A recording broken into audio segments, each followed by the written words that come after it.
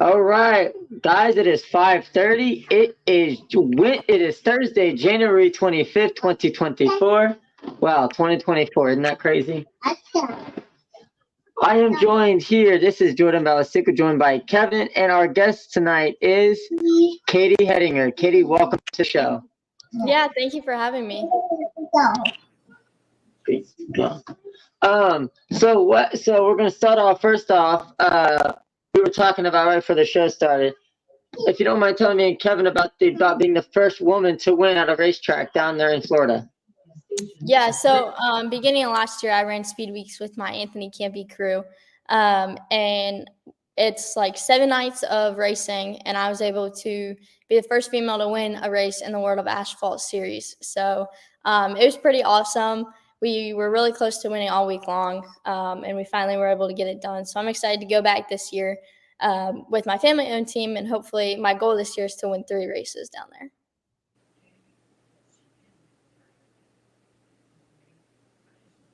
Oh, that's awesome, Katie. So tell us a little bit about the your Cars tour, your experience with that. I know here recently you just had the banquet. Just go ahead and tell us a little bit about that. Yeah, I love racing with the Cars Tour. It's a great series.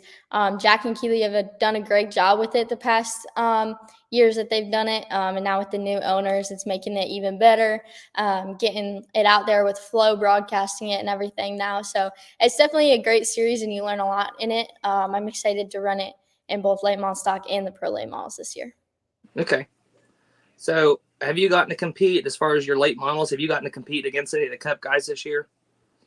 In late model stock, I ran at Florence, and Dale was there. And then, Josh Berry, he was at Southern National at the end of the year. So there's been a couple of races where they've been there. Next year more, I'll probably race against them more often, being in the late model stock series too. Okay. So how did you get your start in racing? So I'm a third-generation driver. So my grandpa raced and my dad raced. So I grew up at the track, went to my first race when I was like 3 weeks old, grew up watching my dad race. And then when I turned 5, I started racing quarter midgets, and then switched to micros when I was 10, and then switched to junior late models when I was 12, and then started running late models from there. Okay. So what's the plans for next season or this upcoming season? I will run the full-time Car Store series in late model and pro late model. I'll run for my dad. So we have our family-owned team, Hettinger Racing, which is really good. We got a lot of stuff set up for that. I think we're going to be really good. My crew chief, Jason Stanley, spotter, Jonathan Platt, and we got a few other crew guys too that are going to help us out. But I'm really excited for that. We're going to run that. Pretty much that's going to be our main focus, and then also maybe run some micro stuff, and then maybe some road course stuff too. Okay. So how does it feel being, one of the first women to win on asphalt in Florida, and your name being mentioned in the talks and the conversation, of Natalie Decker and Haley Deegan, those women that are breaking those boundaries for you guys for racing? How do you fit in with that group, and, how does that affect your future in racing? It definitely was a huge deal for me. I'm big on the late model side. You got Jay David Ishan on the dirt side, and Taylor Reimer over there, and all that. But I'm pretty much one of the only females on the late model side, besides for Isabella Robusto. So it definitely was a huge thing for me, and hopefully it'll help me get some more opportunities this year, winning more races, moving up to ARCA and trucks, and then to reach my overall goal, which is the Cup Series. Okay. Jordan? I gotta put a comment back up on here. It's not that I'm not interested. I'm also I am at home, and I'm also taking care of my kids at the same time and doing other stuff at the same time. So comments like this will get you banned from the show. So please, this is your first one. Do not say things like that again. And you are going to be a future guest on the show. We will talk after the show goes off. Katie, so you was involved in some controversy in the Cars Tour series last year. What exactly was that? Because I know she said you took full responsibility for it. What exactly was it that had happened? It was just kind of a racing incident with Kaden Quapple. We're buddies now. We all got over it and everything. Talked it out, learned a lot from that, not only as a driver but also a person, and just used it to move forward. So. Okay. So at what age did you start getting into racing? I started racing quarter midgets when I was 5. So I was 5 when I first got in a car. And then I was 12 when I first started racing late models. And then started running down here in North Carolina with Matt Piercy Racing. And then you have to be 14 to race late model stock. So once I turned 14, we started running late model stock and then some more pro late model stuff.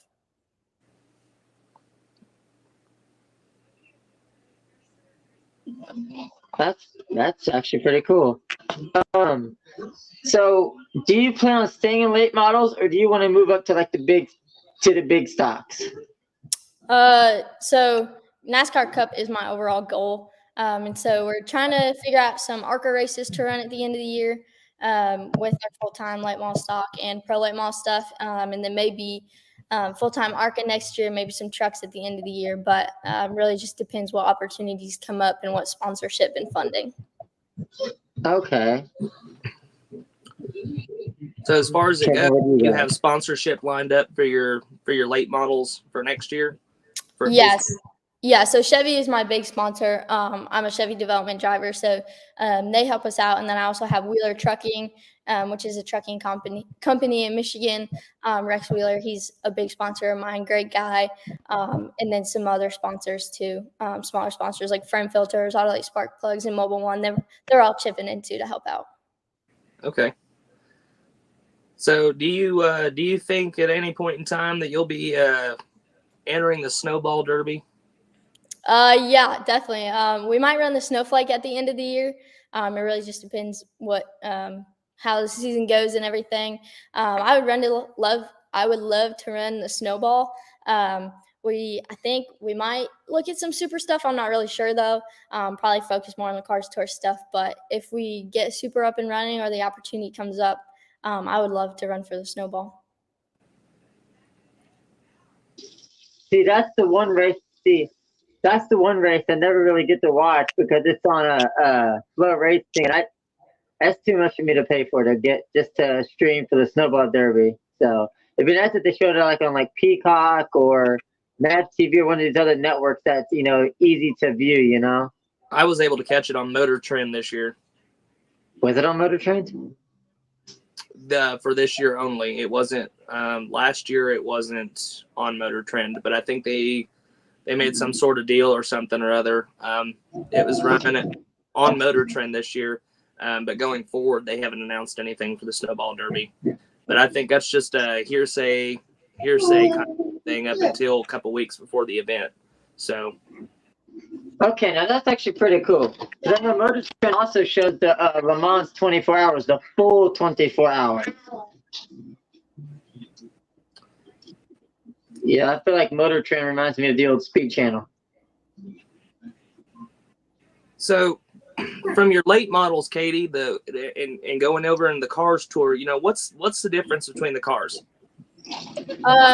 Well, the pro late models, they have like restrictors on it. There's not like a lot of so with this year running with our family team, one of my big goals was to learn more about the cars. There's not too much that I've learned growing up and a lot of stuff like that. A lot of people when they ask me, like a lot of people ask if I notice anything driving them differently. And honestly, like there's not a huge thing for me. One of my things like growing up is I never once I jump into a different car, I don't usually notice a huge difference in driving them. Obviously, the late model stock field in Cars Tour is a lot more competitive. You get a lot of the Cup guys that go and drive that, and a lot of guys that have a lot of experience driving in that class. In the pros, there's a lot of kids like me or teenagers coming up through. So there's definitely a lot of competition in both, in different types of driving styles and characteristics from a whole bunch of different drivers.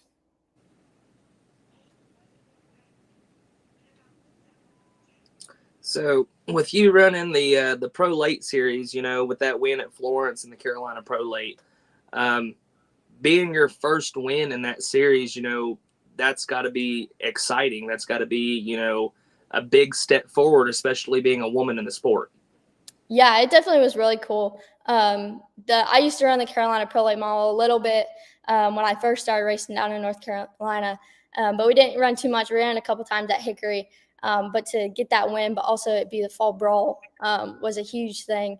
I wanted the trophy sitting right here on our kitchen counter, but so it was a huge thing, especially being our first race with our family-owned team and everything. So it was a very special moment. So did Dad let you Dad let you burn that motor down for your first win? No, he didn't. He told me I had to get the car back to the shop, but it definitely was cool. It was a lot of fun. That night was really awesome.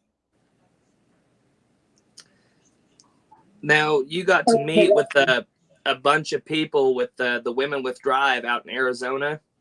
How was that experience, getting to meet other women, whether they be older, younger, that have the same involvement as you in the sport? Yeah, the Women with Drive Summit was really awesome. I've been to a couple of them now. I'm really close with Cindy and Lynn St. James, who put on those events, and a bunch of the Mobil One sponsors it. So all the Mobil One ladies that I work with my sponsorship and everything. It's really cool as a driver to hear different stories, but also my mom, she goes with me, and she's an engineer. So she loves going to them with me because there's a bunch of different women from different parts of racing. So like Jade was there at that one. So her and I connected on like a driver's standpoint, but also some other business women who are in it. It's also cool to listen to how they got into racing and everything too. It's like women in the sport is becoming more and more popular as the years to come. It's like Kevin said earlier, like Haley Deegan, Tony Bredinger, Jennifer Jo Cobb, like all these people. Do you see yourself in the future maybe one day racing in NASCAR, ARCA, or do you just want to stay strictly doing short track racing? No, I definitely see myself moving up. Cup is my goal, and I get told by a lot of people that I'm on the right path to reach that goal. But I don't just want to get to Cup; I want to win. So, in every series I race in, I want to win before I move up. So I feel like with a lot of females, they get moved up really quick. And so me and my dad are very focused on making sure that I'm successful in each series before I move up. Now that is a quote from a true racer right there. Not want to move up so quick, but want to move up the ranks. That is a great answer. Thank you. I mean, metaphorically and literally speaking, I raced just a little bit, quarter minutes on the dirt. I didn't get too far. I've got the same disease that Jeff Gordon has. I have degenerative disc disease. So getting even in a go-kart for me anymore, and getting rattled around is painful. As much as I enjoy the racing, it's painful. But, having that mentality of being a racer, putting your head down and putting the pedal to the metal. I mean, I know for you guys, and I know a bunch of racing people, but for you guys, it's a way of life. It's a lifestyle, and it's a lot of hard work. And I've watched a lot of people come up. Corey Heim, he actually raced a lot of dirt stuff out here. I'm from Greenville, Tennessee, here at the Gap in Bulls Gap, Tennessee. So to see guys like that now he's up in I believe he's in the Xfinity Series this year, isn't he, Jordan, for Joe Gibbs Racing? Yes, he is. And he is also a relief driver for a reserve Legacy driver for Legacy Motorsports. I just seen that. Yeah, he is with Joe Gibbs Racing. That is correct. Which it's crazy because I'm actually on Facebook friends with his dad, Ray. So maybe one day, when my car drive, we could have him on here. So that would be something. But yeah, no. So one of the comments earlier, Katie, was, "Are you racing down in South Boston this year?" Yeah. When the Cars Tour goes to South Boston, we'll be there with both the pro and the late model stock. Okay. Cool. So I used to, many years ago, there used to be a local short track here called Columbus Motor Speedway. It kind of closed down in 2016. At that track, the K&N Pro Series, which is now the ARCA Menard Series, East and West, actually raced up here. And guys like Daniel Suarez, Bubba Wallace, Chase Elliott, a lot of those Cup guys that you see nowadays raced at that track. That night, Daniel Suarez actually won a race, and I said, Daniel, one day I'm going to see you racing in the NASCAR Cup Series. He's like, no, I'm not going to make it the Cup. Well, almost 10 years later, look where he's at now in the Cup Series. So, because it was about 10 years ago when I seen him race in person for the first time. So, if you do make it up all the way up to the Cup level, is there a specific team you hope to race for, or you just want to, whoever you just want to race for whoever and try and win some races for that team? Obviously, whatever opportunity comes up, I will probably take. But my mom definitely wants me to stick with Chevy. I would love to drive for Hendricks. I've always been a Chevy girl. My mom works at GM, so we're big on the Chevy team. But whatever opportunity comes up, I would gladly take. Being down in the, with your asphalt experience and late models, I know different series have different things. Do you guys tend to share S&T data and all that stuff with just teammates, or do you guys share that among the garage, or is all that data private for y'all? So for our late model stuff, we really don't do much data work. When I used to drive for Matt Piercy, we do, and that was like for me to see where I was gaining and losing a lot on practice day and stuff. But not that I know of. None of us late model guys really do any data. I've done some TA2 testing and everything. I've done some with some of the Chevy guys like Legacy and stuff like that. So that's been a lot of fun to look at data for that. I feel like that's a whole different level with like braking points and like how much steering you're putting in and everything. So it's been really cool to look at data for that. That's pretty cool. So you said you and your dad have your own race team. Do you guys have like sponsorship set up for the full season, or are you guys just doing like a local sponsoring from like where you guys are from? No, so Chevy's the big sponsor. They're sponsoring the team as well. They sponsor me, but it goes to the team as well to be used for me. And then Wheeler sponsors. He gave us a truck and a trailer to use, and then he also sponsors my team and everything. Those are two main ones. We got like some small deals that we got for the car, like our brakes and our jacks and stuff. But most of the sponsors, like Bell helmets, Sparco race suits, all that stuff goes to me. Okay, cool. That's pretty cool. Like the whole goal of this show is to get people like you who's not well known yet on the show to get some exposure and to continue to see how much people get. This is like our most viewed show that we've had since we've been back on the air. So thank you, Katie, for that. Kevin, do you have any more questions for her?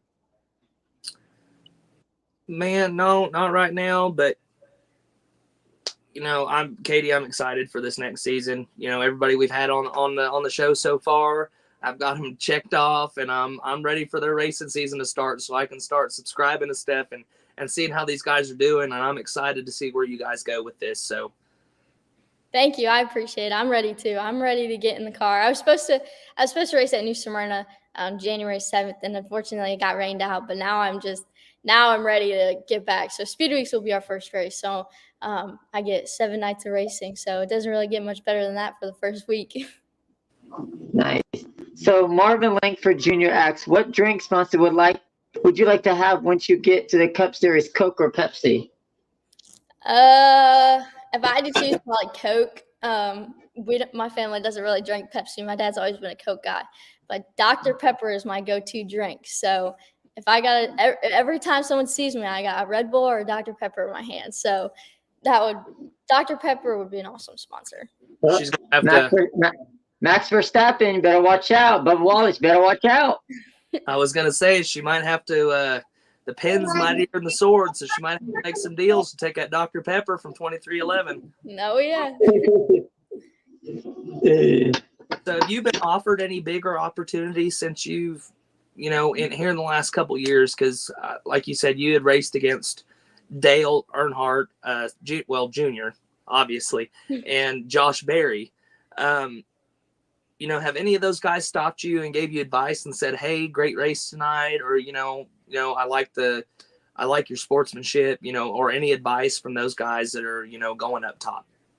I'm actually pretty close with Josh Berry, so I talk to him quite a bit. He's super nice. We texted a lot after Southern National, which was my last race, which we were doing really good. We were up to like second at one point, and then someone missed a shift, so unfortunately we got caught up in it. But I talked to him after, and he's a great guy. I really like Josh. It's sad to see him move from Chevy because I like training with him and everything. I've talked to Dale a couple times too. He's really cool.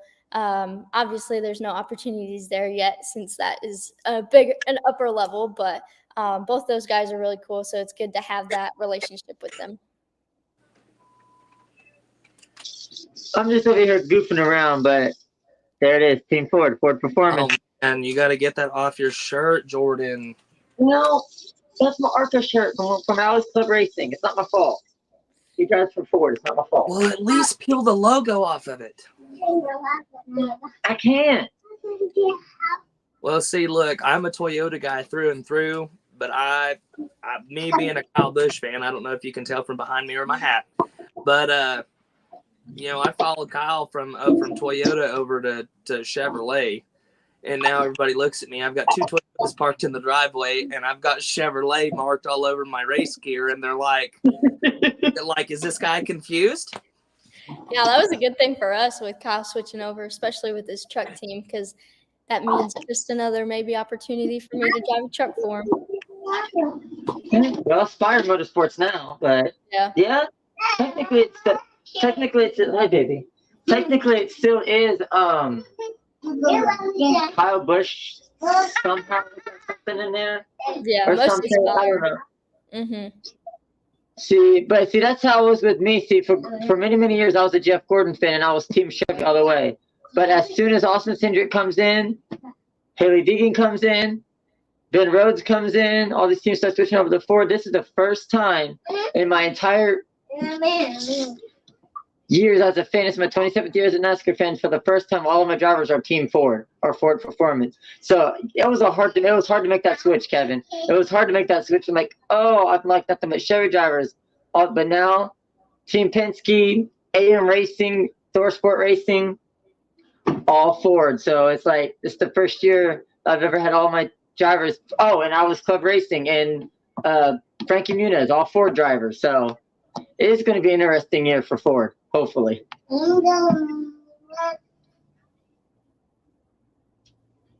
I know you got something to say, Kevin.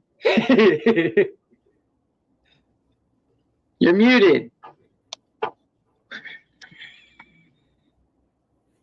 You're on mute. You're on mute.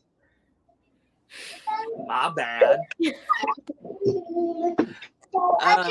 So, like I said, with these opportunities, do you see yourself, has there been any doors for you that have been maybe cracked open that you might have the opportunity to kind of bust it down and say, hey, I'm here, let's get to racing?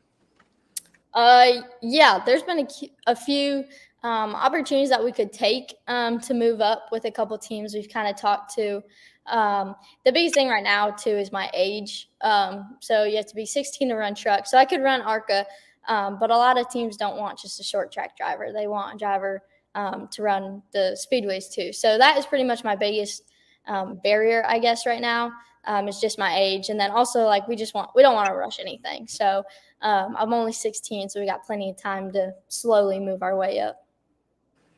Definitely, because we see Chevy, with their development drivers, they take their time, and most of them, I hate to see a lot of these guys go, like Noah Gragson.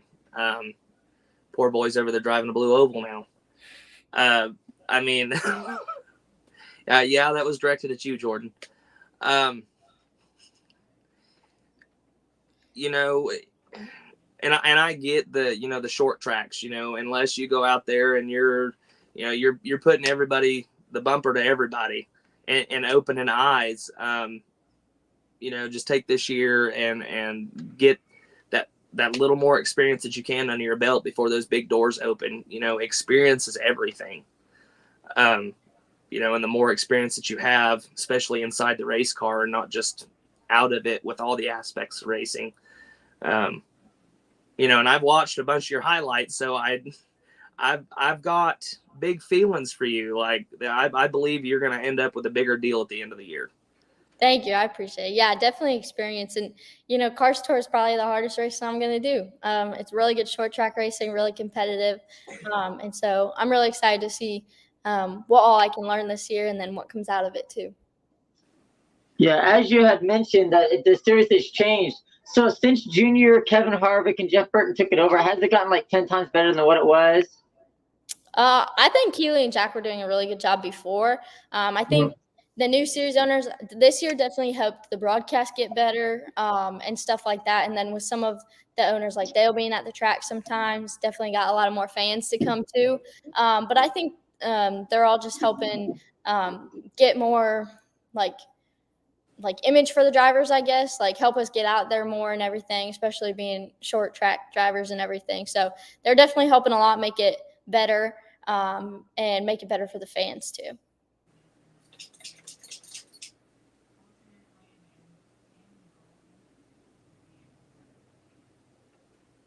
Where'd you go, Jordan?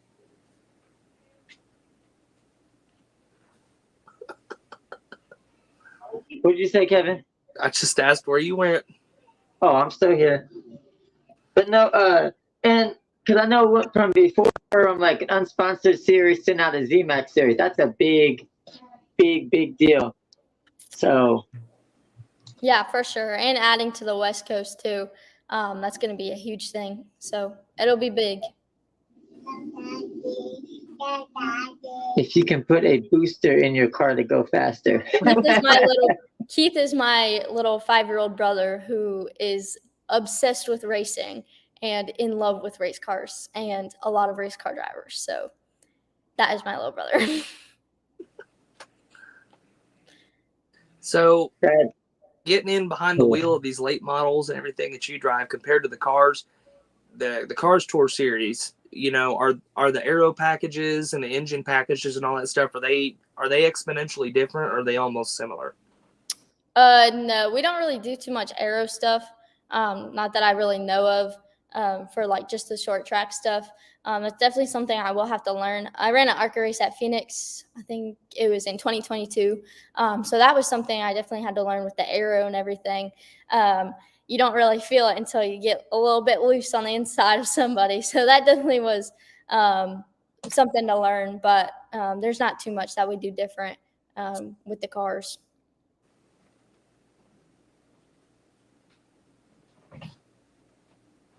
So with the Cars Tour, there's not really much.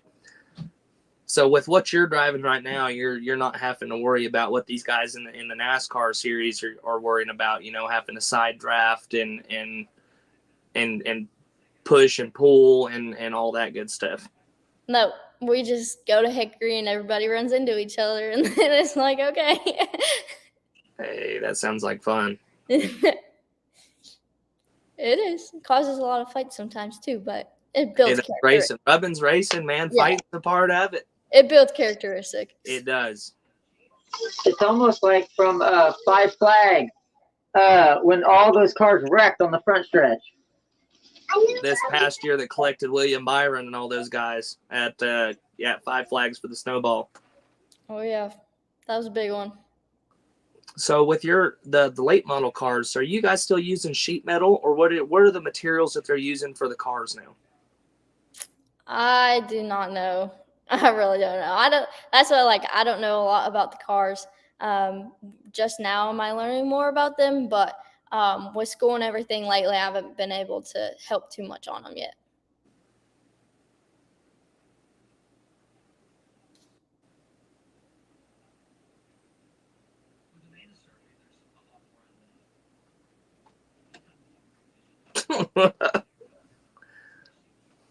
So is there any plans for your little brother to start racing? Yeah, he's got a quarter midget out in the garage right now that we're going to get him started in here soon. And so he's really excited to run that. He wants to run a late model, but we got to keep him in a quarter midget right now. But he loves coming to the track. He comes to the races about once a month. And he loves coming to the track and seeing all the guys. I told him I went to lunch today with Brendan Queen, and he was freaking out because he loves Butterbean. Wait, are we talking about Butterbean Not the boxer, the race car driver. That's Brandon what I was Queen. going to ask. I'm like, why? I would be excited to sit down with Butterbean at lunch. But so is the schedule for those quarter midgets, did you or maybe your brother going to do a lot of racing at Millbridge? I think I'm going to run a few Millbridge races again this year. I ran quite a few last year with Chevy. They want me to run some non-wing stuff this year, but we already have such a big schedule, so we just have to try and fit that in. And then we talked about getting him in one of those little carts things that they have at Millbridge, but I think we're going to try and focus more on the quarter midget and pavement side first, and then see if he wants to do that later. So as far as in your racing career, besides your family giving you advice, is there anybody that you really look up to or that you race against constantly that you're like, hey, I feel like I'm doing something wrong here, or I feel like I can get better here. Do you have any advice? Well, when I used to work with Matt Piercy, I talked to him a lot whenever we're at tracks. He's a great guy. He helps me a lot still. I love driving for him. Even with his driver now, he still gives me some tips, and I meet with him whenever I see him at the tech center and stuff. And then also, like some other drivers like I work with Jason Stanley, and he used to help Caden Honeycutt. So at Southern National, Caden came over and helped me a little bit. So there's like some of those older guys where I feel like they kind of look at me as like, because they're all older than me, like as old as my dad or like 10 years older than me or something. And so I feel like they look at me as not only a competitor, but also like a little sister or something like that sometimes. So usually when I go over and ask, they help me out. So as far as racing goes, there's a lot of women, and I've seen like Danica Patrick. I figured maybe, when somebody asked who her hero, who she looked up to, I figured it might have been another female, but she was apparently a lot of her stuff. Marco Andretti really inspired Danica and actually helped her through her IndyCar, racing. Is there anybody that you would, anybody that you really look up to? I mean, whether it be IndyCar, F1, IMSA, anybody that you look, up to and say, hey, I want to be at their level. I want to be that driver. Yeah, I really like Kyle Larson. I look up to him a lot. I have since I was younger. I train with him at the tech center. He's a really nice guy. I really like him, but I've always looked up to him.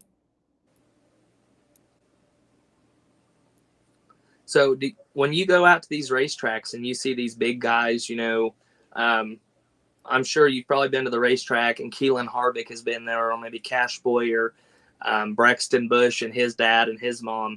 Do you ever get starstruck?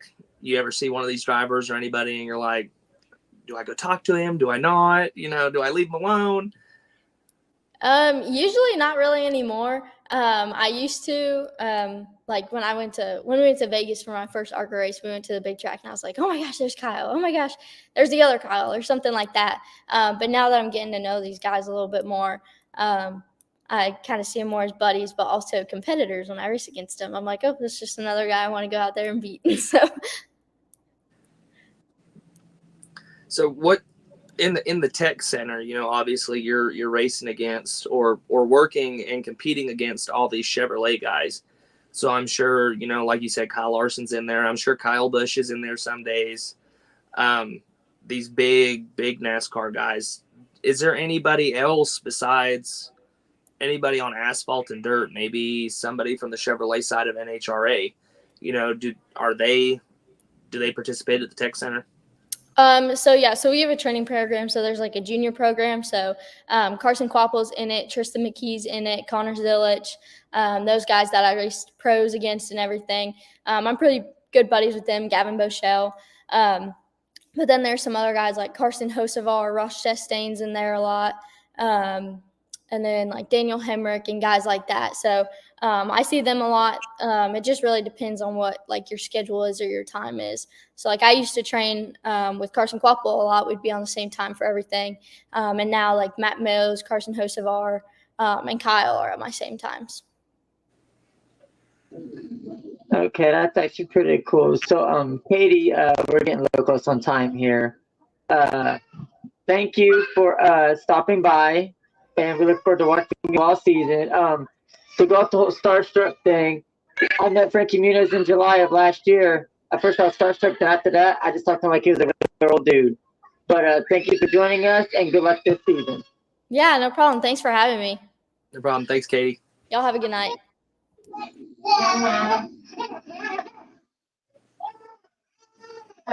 Give it back to her, Grace.